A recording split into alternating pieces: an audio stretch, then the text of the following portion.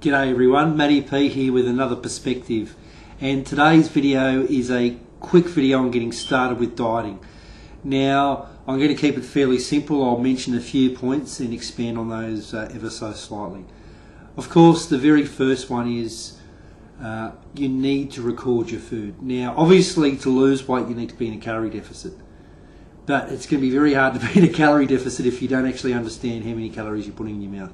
The vast majority of people overestimate quite dramatically what they're eating. It's no surprise that often people who are having problems to lose weight are underestimating how much they're eating.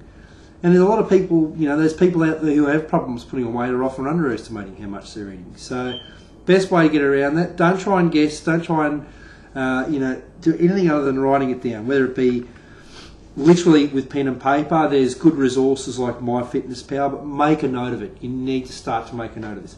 And little things as well. Okay, now the fact is everything you put in your mouth in terms of sauces, whatever, they've all got some kind of calorie value, so be aware of it. Don't just think because it's tomato sauce you can pile a heap of it on and it's not going to count. It is. Okay, so I'm not saying get out your bloody measuring spoon and start measuring how much sauce you put on things, but be aware of it and at least try and make a note of it as well, and at least the type of sauce and roughly how much there is. Most places, especially MyFitnessPal, where you can record all this and it'll actually tell you how many calories and macros and things you have, will give you some estimations, and even if it's an estimation, it's better than nothing. You can play conservatively and work on a figure slightly higher than that if you want to, just to play it safe. Now, the second tip I'd give you guys is start to do some regular exercise. Get up, go for a walk. Okay, the fact is too many people try and diet by either not getting off their asses because they're just damn lazy, or they're making too many excuses about how busy they are. We're all busy, but if you want to get fit, you've got to take the time to do it. If you're not going to take the time to do it, don't even waste your time talking about it, because you're not going to get anywhere. You'll make short-term gains, but the likelihood is you will continually chase your tail around in circles for year after year. Okay, so get off your ass, go for a walk, do some exercise. Insulin resistance, it's not just about calories either, it's about this thing called insulin resistance. I'll keep it simple, but cardio helps your muscles be more sensitive to insulin, makes your body more sensitive to insulin. That's a good thing. Okay, so that's what I recommend. If you're cutting out things like little bits of sugar and things. If you're not eating huge amounts of sugar and you're cutting out sugar in your coffee or tea, you don't need to do that, and you shouldn't be doing that. If that makes a difference to your weight loss, the problem isn't with the sugar, it's with the rest of your diet. It's as simple as that. Don't let anyone tell you otherwise. Sugar is not bad. Everyone says sugar is bad. That's bullshit. Most of the people who say that have no fucking idea what they're talking about. So don't listen to them. They might mean well, but they've got no basis on which to make that statement. They're just parroting what they hear of other people. So they're the people you need to pay the least amount of attention to, because while well-intentioned, generally the most ignorant people that make a lot of mistakes themselves and will do nothing but teach you a lot of mistakes. Okay, so don't start arbitrarily cutting things out. The only thing I'd say that is good to stay away from, I guess, a little bit if you can, is alcohol.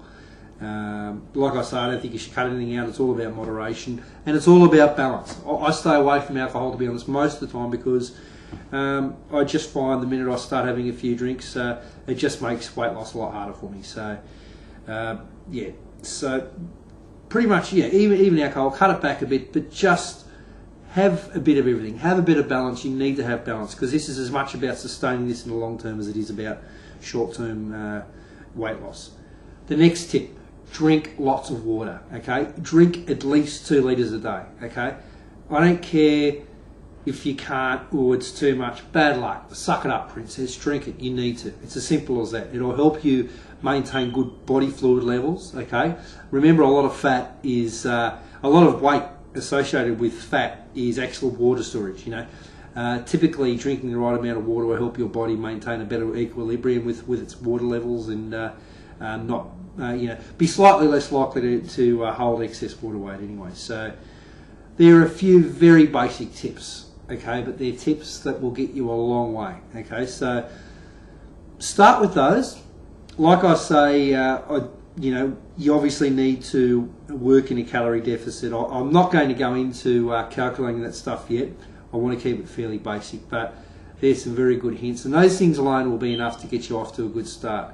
Any diet you do, no matter what stage of dieting you're at, that should pretty much be a fundamental approach in terms of that balance, in terms of not arbitrarily restricting a whole bunch of things from yourself. You have a little bit of sugar, have a few glasses of wine, have a bottle of wine on the weekend with dinner with your partner or whatever else.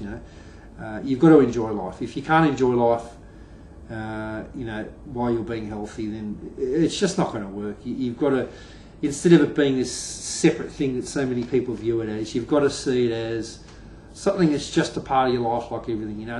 I mean, don't get me wrong, the lifestyle stuff, yeah, it's great. I mean, I guess I say it's a bit of a lifestyle. I don't know. I don't necessarily look at it as a lifestyle myself. I mean, it's part of my lifestyle. My lifestyle is my fitness, my training, everything I do. My social life, when I do have one.